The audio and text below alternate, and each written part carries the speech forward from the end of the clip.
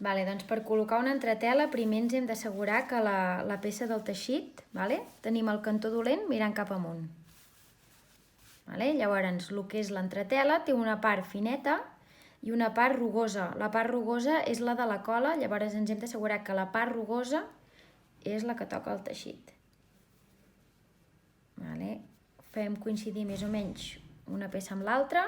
Abans de planxar jo recomano posar un llençol o alguna cosa a sobre per no carregar-nos la planxa. Llavors posem la planxa a tope i planxem.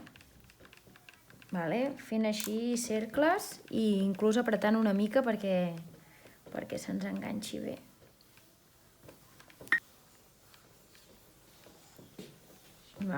Sobretot insistint a les cantonades.